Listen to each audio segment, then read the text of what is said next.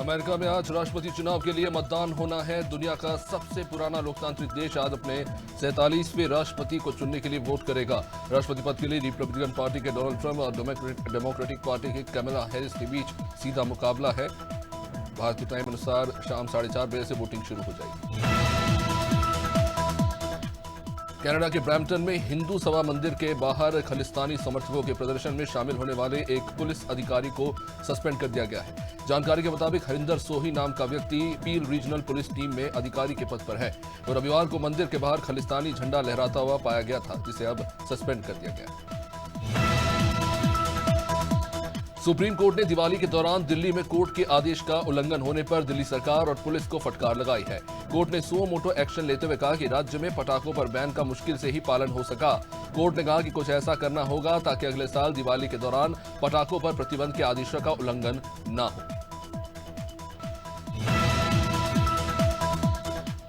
Supreme court of India के मुख्य न्यायाधीश जस्टिस डी.वाई. चंद्रचूड़ ने कहा कि जस्टिस संजीव खन्ना बेहद शांत इंसान हैं, गंभीर और विवादित मामलों में भी मुस्कुरा सकते हैं। उनके रिटायरमेंट के बाद कोर्ट सुरक्षित हाथों में है। सीजे चंद्रचूड़ ने यह भी कहा कि राजनीति में परिपक्वता होनी चाहिए। जजों पर संदेह करना व्यवस्था को बदनाम करना। बांधवगढ़ टाइगर रिजर्व में हाथियों की मौत के मामले को लेकर अब केंद्र सरकार सख्त हो गई है। प्रधानमंत्री कार्यालय ने बांधवगढ़ में हाथियों की मौत पर रिपोर्ट मांगी है। वही अब लैब रिपोर्ट का इंतजार हो रहा है, जिसके बाद मौत का कारण स्पष्ट हो पाएगा। इधर हाथियों की निगरानी के लिए कुल 6 विशेष दल गठित कर दिए गए। उत्तर प्रदेश, पंजाब और केरल में होने वाले विधानसभा उपचुनाव की तारीख बदल दी गई है। चुनाव आयोग ने बताया कि तीनों राज्यों की 14 विधानसभा सीटों पर अब 13 नवंबर की जगह 20 नवंबर को वोटिंग होगी। रिजल्ट 23 नवंबर को ही आएंगे। चुनाव आयोग के मुताबिक उत्तर प्रदेश की 9, पंजाब की 4 और केरल की 1 विधानसभा सीट पर अब 20 नवंबर को मतदान होगा।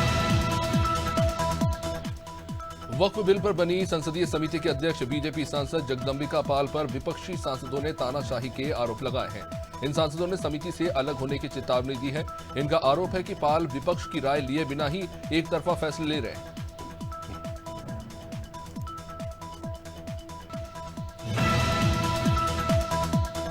मध्य प्रदेश सरकार ने रेवेन्यू ओरिएंटेड ड्राइव में प्रदेश की उन लोकेशंस पर जमीन और इमारतों के सरकारी दाम बढ़ाने का फैसला किया जहां फिलहाल ज्यादा रजिस्ट्रियां हो रही हैं। इन लोकेशंस को पहचानने का काम जिलों में कलेक्टर के जरिए करा लिया गया है। 6 नवंबर को केंद्रीय मूल्यांकन समिति जिलों से आए प्रस्तावों को अंतिम मंजूरी देगी।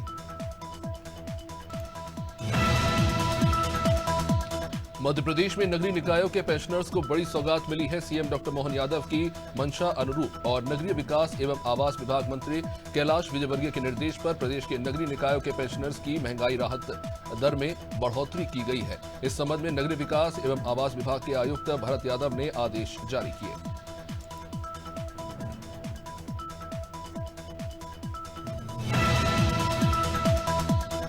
यूपी में डीजीपी की तैनाती के लिए नियमावली तैयार हो गई है, जिसको लेकर योगी कैबिनेट से मंजूरी मिल गई। अब यूपी में ही डीजीपी का नाम तय होगा, जिसके लिए यूपीएससी को पैनल नहीं भेजा जाएगा। हाईकोर्ट के रिटायर्ड जज की अध्यक्षता वाली कमेटी नए डीजीपी का चयन करेगी।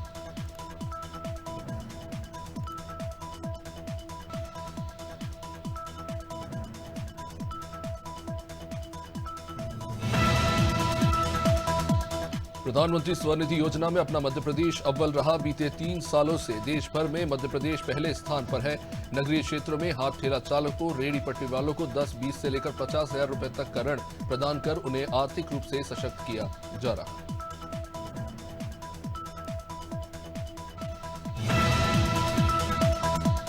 नीति आयोग के सीईओ बीवीआर सुब्रमण्यम ने भोपाल में विकसित Madhya Pradesh 2047 vision document quick start meeting में कहा, ये भविष्य की आवश्यकताओं और चुनौतियों को देखते हुए सावधानी पूर्वक तैयार किया जाएगा। उन्होंने कहा कि मध्य प्रदेश से उनका गहरा भावनात्मक जुड़ाव है, इसलिए इस पर विशेष तौर पर काम होगा।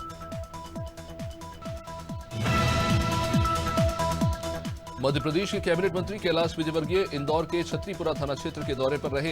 जहां मंत्री कैलाश विजयवर्गीय ने पटाखा विवाद मामले में पीड़ित परिवार से मुलाकात की। बता दें कि दिवाली के अगले दिन पटाखे फोड़ने को लेकर 2 समुदायों में विवाद हुआ था। इसमें 6 लोग घायल हुए थे।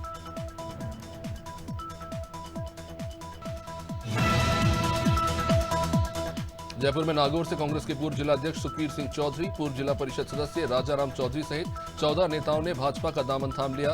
भाजपा प्रदेश अध्यक्ष मदन राठौड़ ने सभी को भाजपा परिवार में शामिल किया। बीजेपी प्रदेश अध्यक्ष मदन राठौड़ ने कहा कि प्रधानमंत्री मोदी के नेतृत्व में आम लोग भाजपा की रीति और नीति में विश्वास जता रहे हैं। मध्य प्रदेश में सत्ताधारी बीजेपी संगठन चुनाव की डेडलाइन तय हो गई है। 15 दिसंबर तक 1078 मंडलों के अध्यक्ष घोषित होंगे। 15 जनवरी 2025 तक जिला अध्यक्षों का चुनाव हो जाएगा। जनवरी के अंत तक सभी प्रदेश अध्यक्ष और राष्ट्रीय अध्यक्ष का भी चुनाव हो जाएगा।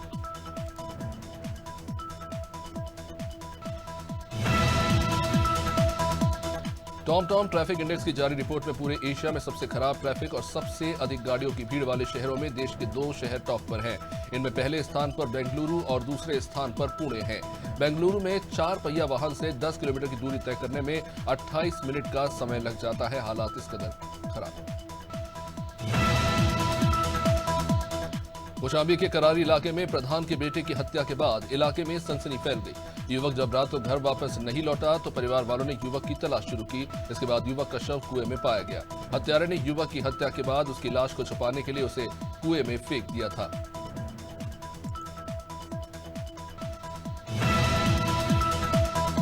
सूरजपुरम फसल कटाई को लेकर 2 पक्षों में विवाद हो गया। ये विवाद इतना बढ़ा कि दोनों पक्षों ने एक दूसरे पर लाठी डंडे से हमला कर दिया, जिसमें करीब आधा दर्जन लोग घायल हो गए। बता दें कि ग्रामीणों ने सरकारी जमीन पर कब्जा कर उस पर धान की खेती करने का आरोप लगाया था। इस बात से नाराज दूसरे पक्ष ने विरोध करते हुए विवाद शुरू कर दिया। फिलहाल पुलिस ने कार्रवाई शुरू कर दी।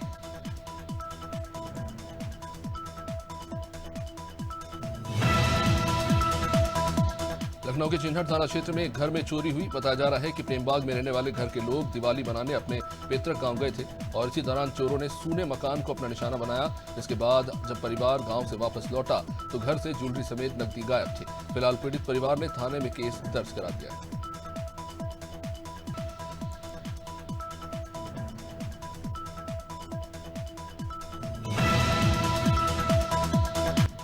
देश में हर दिन किसी न किसी के साथ साइबर ठगी और अन्य तरह के फ्रॉड हो रहे हैं। इसी को देखते हुए इंदौर क्राइम ब्रांच ने एडवाइजरी जारी की।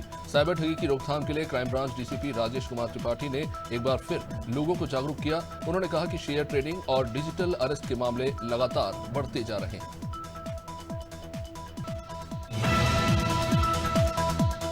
अगर आप भी पिज्जा के शौकीन हैं तो सावधान हो जाइए। दरअसल एक पिज्जा में जिंदा कीड़ा रेंगता हुआ पाया गया। ये मामला है मध्य प्रदेश के शहडोल जिला मुख्यालय से, जहां एक शख्स ने पिज्जा ऑर्डर किया जिसमें कीड़े रेंगते हुए पाए गए। शख्स ने इसका फोटो वीडियो बनाकर शेयर किया। इधर पिज्जा शॉप संचालक इसे साजिश बता रहे हैं। हरदोई के पुलिस क्लब हाउस के पास एक पेड़ में आग लग गई। सूचना मिलते ही फायर ब्रिगेड की टीम वहां पहुंची और टीम ने आग पर काबू पाया। बताया जा रहा है कि पेड़ के पास कूड़ा जलाने से आग लगी थी।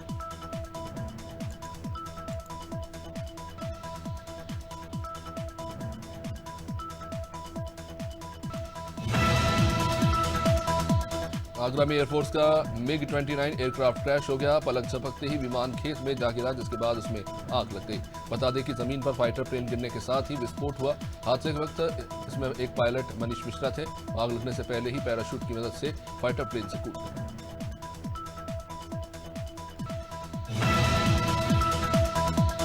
बुद्धि विधानसभा उपचुनाव को शांतिपूर्ण और निष्पक्ष रूप से संपन्न कराने के लिए सीहोर पुलिस अधीक्षक के जरिए लगातार दिशा निर्देश दिए जा रहे हैं। इसी कड़ी में रेटी में सीआईएसएफ की कंपनी और थाना बल ने एरिया डोमिनेशन फ्लैग मार्च निकाला। इस फ्लैग मार्च का उद्देश्य था कि लोगों से संवाद स्थापित कर उन्हें बिना किसी भय के मतदान के लिए आश्वस्त करना।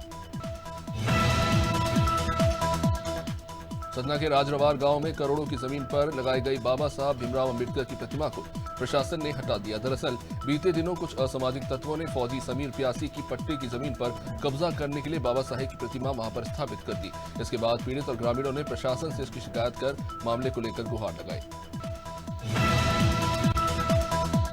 उन्नाव के थाना कोतवाली सदर क्षेत्र में एक महिला ने अपने घर में फांसी लगाकर आत्महत्या कर ली। इस घटना से क्षेत्र में सनसनी है। वहीं पड़ोसियों का कहना है कि महिला मानसिक तनाव से गुजर रही थी, इसके कारण उसने ये कदम उठाया। पुलिस ने शव को कब्जे में लेकर पोस्टमार्टम के लिए भेज दिया है।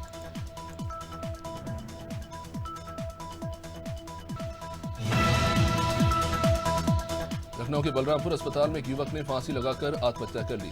मृतक की पहचान अखंड के रूप में हुई है। अखंड अस्पताल में ही लिफ्टमैन का काम करता था। सूचना के बाद घटनास्थल पर पहुंची पुलिस ने युवक का शव फंदे से उतारकर पोस्टमार्टम के लिए भेजा और मामले की जांच शुरू कर दी।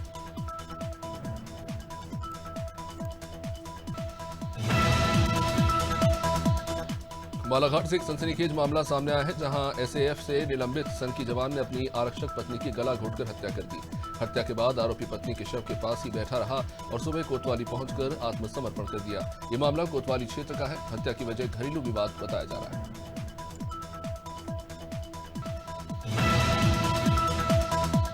दिल्ली में बदमाशों ने एक बार फिर प्रॉपर्टी डीलर के आवास पर फायरिंग कर दी।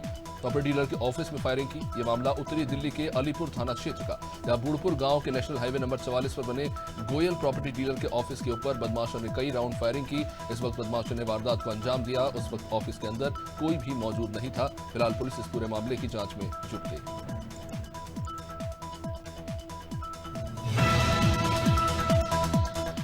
इंदौर क्राइम ब्रांच ने ऑपरेशन प्रहार के तहत बड़ी कार्रवाई करते हुए एमडी ड्रग्स के साथ 2 तस्कर को गिरफ्तार किया। दरअसल क्राइम ब्रांच टीम को सूचना मिली थी कि 2 तस्कर शहर में अवैध मादक पदार्थ की तस्करी के लिए आए हुए। सूचना के बाद टीम ने घेराबंदी कर दोनों युवकों को पकड़ा। तलाशी में युवकों के पास से कुल 88 ग्राम एमडी ड्रग्स बरामद हुआ।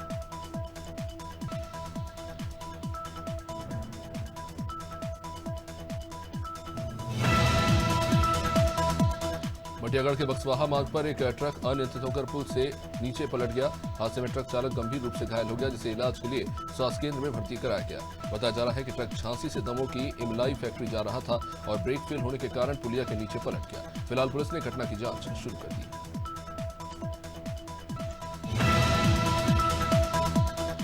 मथुरा के गोवर्धन रोड पर लोडिंग टेम्पो ने सवारियों से भरे टेम्पो में टक्कर मार दी। इसमें आधा दर्जन से अधिक लोग घायल हो गए।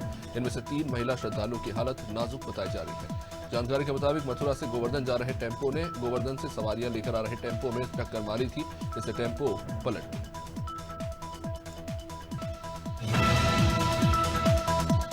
उत्तर प्रदेश के महोबा में अजनर थाना क्षेत्र के बाघोरा गांव में तालाब में मछली पकड़ने के दौरान एक युवक की पानी में डूबकर मौत हो गई। घटना से परिवार में कोहराम मचा हुआ है। सूचना मिलने के बाद वहां पर पुलिस पहुंची थी और शव का पंचनामा कर उसे पोस्टमार्टम के लिए भेजा गया। पुलिस फिलहाल इस मामले की जांच कर रही है।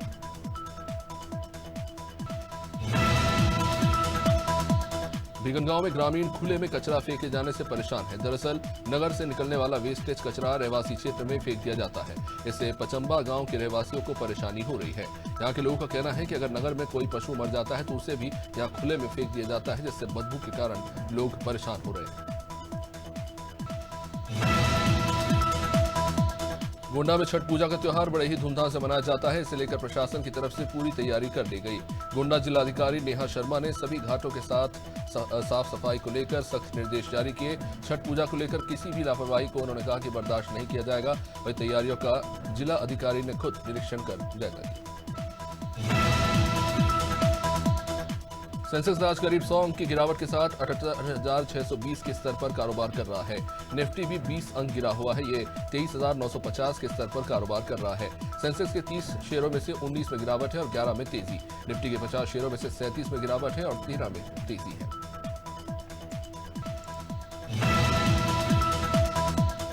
आईआरएफसी का जुलाई सितंबर तिमाही में नेट प्रॉफिट 4.4% बढ़कर 1,613 करोड़ रुपए हो गया है।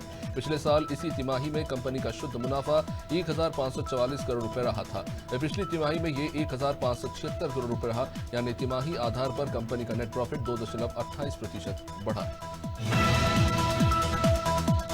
रिलायंस इंडस्ट्रीज लिमिटेड की टेलीकॉम यूनिट जियो अगले साल यानी 2025 तक आईपीओ ला सकती है, जबकि रिटेल बिजनेस के आईपीओ को कंपनी अभी टाल सकती है। जानकारी के मुताबिक जियो का वैल्यूएशन $100 बिलियन से भी ज्यादा है।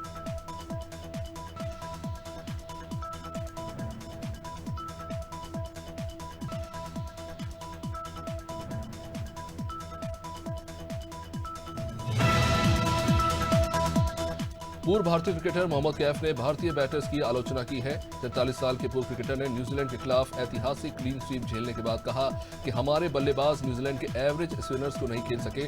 कैफ ने अपनी बात को आगे बढ़ाते हुए कहा कि एजाज पटेल जैसे स्पिनर्स दिल्ली के हर लोकल क्लब में मिल जाएंगे।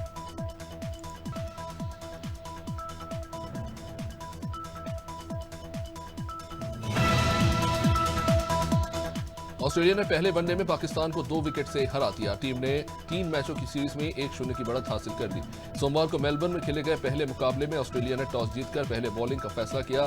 पाकिस्तान टीम 46.4 ओवर में 203 रन पर सिमट गई। जवाब में कंगारू टीम ने 33.3 ओवर में 8 विकेट खोकर टारगेट को हासिल किया। भारतीय विकेटकीपर बल्लेबाज रिद्धिमान साहा ने क्रिकेट के सभी फॉर्मेट से संन्यास का ऐलान कर दिया है। 40 साल के साहा पिछले 3 साल से टीम से बाहर थे। उन्होंने अपना आखिरी इंटरनेशनल मैच 2021 में वानखेड़े में न्यूजीलैंड के खिलाफ खेला था। सोशल मीडिया प्लेटफॉर्म पर उन्होंने कहा कि मौजूदा रणजी ट्रॉफी सीजन उनका आखिरी टूर्नामेंट होगा। आईपीएल 2025 के मेगा ऑक्शन में रविचंद्रन अश्विन को चेन्नई सुपर किंग्स खरीद सकती है। उन्हें हाल ही में जारी हुए रिटेंशन लिस्ट में राजस्थान रॉयल्स ने रिलीज कर दिया था। 2015 तक चेन्नई से खेलने वाले ऑफ स्पिनर अश्विन की घर वापसी हो सकती है।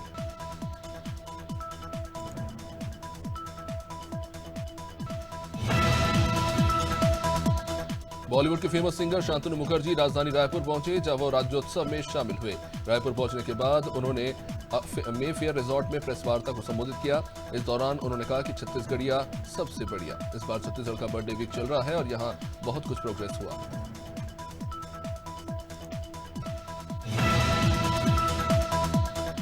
फिल्म पुष्पा 2 अब रिलीज के लिए तैयार है। ऐसे में अल्लू अर्जुन ने फिल्म के प्रमोशन की कमान संभाल ली है। एक रिपोर्ट के मुताबिक अल्लू अर्जुन 15 नवंबर से 15 दिनों के लिए पटना, कोची, चेन्नई, बेंगलुरु, मुंबई और हैदराबाद जाएंगे। इस दौरान वे फिल्म का प्रमोशन करेंगे। जहां पटना में अल्लू अर्जुन फिल्म पुष्पा 2 का ट्रेलर लॉन्च कर सकते हैं। संजय लीला भंसाली के निर्देशन में बन रही most awaited film love and war की शूटिंग जल्द ही शुरू होने वाली है।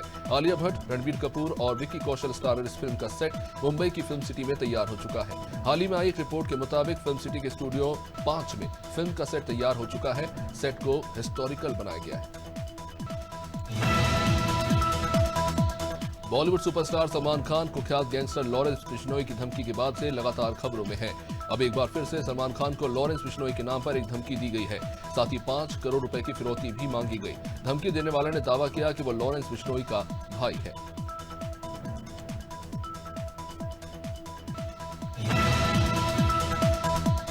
अजय देवगन स्टारर सिंघम अगेन ने मंडे टेस्ट भी सॉलिड कलेक्शन के साथ पास कर लिया। वीकेंड में धुआंधार कमाई करके आ रही फिल्म ने सोमवार को भी बॉक्स ऑफिस पर दम दिखाया।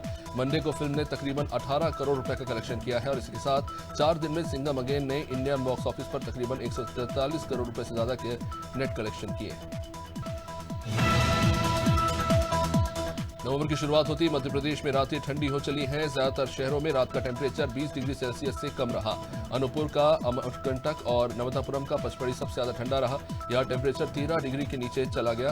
वहीं इंदौर, उज्जैन में 18 डिग्री सेल्सियस के आसपास तापमान पाया गया।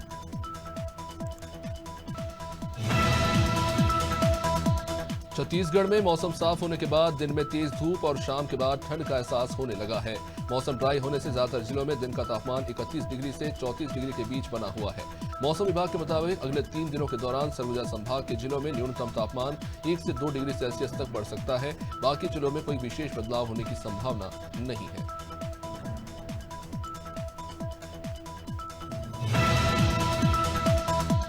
दिवाली के बाद से ही हरियाणा और पंजाब के कई शहरों की हवा जहरीली हो चली है। बढ़ते एयर क्वालिटी इंडेक्स के कारण लोगों को सांस लेने में दिक्कतें हो रही हैं।